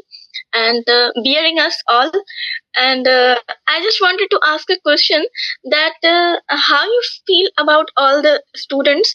Like, are we the good students in whole sessions, or I don't know, maybe we were not much good, but I just wanted to know about all of us, that are we good in all the sessions or not? Well, yes. We like to see students participate. We like to see students, respond and take part in the activities. It's important for us. We like to see the students, they should attend regularly and they should be physically present, and they should take part, in the activities and have questions and like that. We like that. That shows it's encouraging for the teachers when the students have a lot of questions and they inquire and create discussions. So so I thought you were quite a good class. Yeah, nice. You younger people are generally more like that. Older people tend to be more reserved. But you're younger people, that's nice, and younger people are a bit more, lively, and they like interaction, so that's good. Okay. Thank you, Maharaj. Thank you. You can always improve, we should always want to improve, we try. Hare Krishna, Maharaj. Hare Krishna. So we thank you, Maharaj. So much, Maharaj. It was such an honor, Maharaj, that you were here, and it was such a blessing. As a fact, for most of the devotees here in Pakistan, I've been meeting and interacting with a senior advanced devotee, Prabhupada's disciple, sannyasi. I mean, whatever designation you may talk about, they are completely new to it, and in that sense they were exposed to this, and you tolerated them. That's what I'm saying, like the other time also, because they're not very much familiar with they're learning the culture, but still they've got some distance to go. Sometimes they do not know how to even properly address a sannyasi or a senior devotee. Those things are there, they're still lacking that. And but yes, Maharaj, by your blessings and these teachings, we hope that gradually we all will catch up. Maharaj. We pray for you. It'll catch up, Maharaj. Thank you very, very much. Are you going to start another Bhakti-Shastri group after this one? Yes, there is a plan, Maharaj. Maybe after Gaur Purnima, one of the devotees here. Where is Haripriya? Where is that's Damni. Maharaj, she's right now the student, and she will be coordinating the next Bhakti-Shastri, again in English. But that's like that is not going to be exclusively the Pakistani Bhakti-Shastri. It will be students from both India and Pakistan. But the Pakistani part she is doing. Right after this Bhakti-Shastri, she is being engaged. Just like you encouraged Seemal and other devotees, Maharaj. There are many of the devotees will be starting their first preaching endeavor initiative right after this Bhakti-Shastri. We have some plans that many of these devotees. That's the Maharaj. Generally, that's the idea. Many of these devotees are part of groups where the groups are led by ex-Bhakti-Shastri students. That's how Maharaj it started. We started with Bhakti-Shastri. Those who are coming forward to preach first finish their Bhakti-Shastri, and then they come for formal preaching platforms. As of now, there's no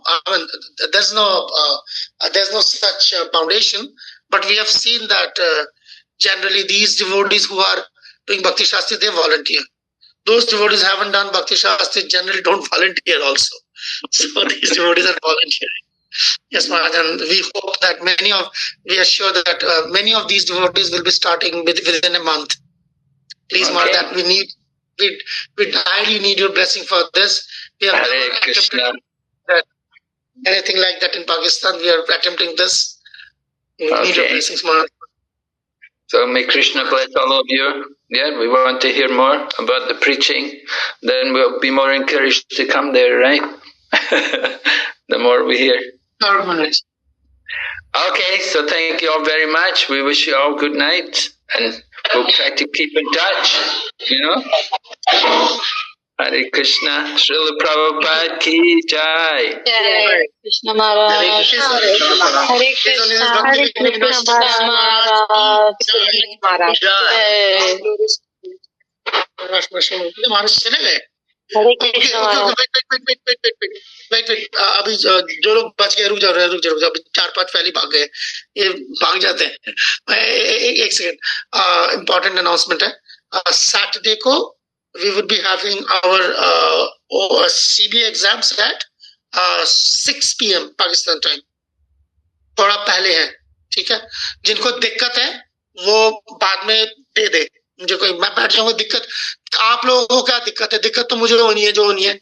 सबके साथ बैठना पड़ेगा जा के साथ, ठीक है ना. तो दिक्कत तो आप लोगों को ही होगी नहीं, ठीक है ना. 6 बजे पेपर दे दो, नहीं तो क्या कहते हैं बंदा हाजिर है, ठीक है. So okay. और दूसरा ये है कि सैटरडे को सीमल Mataji has organised a very special event. मैंने भक्ति शास्त्री के ग्रुप में भी डाला है. This person Rajendra. सीमल, आप बताओ, what is this program all about? Seemal, you tell them. बाद में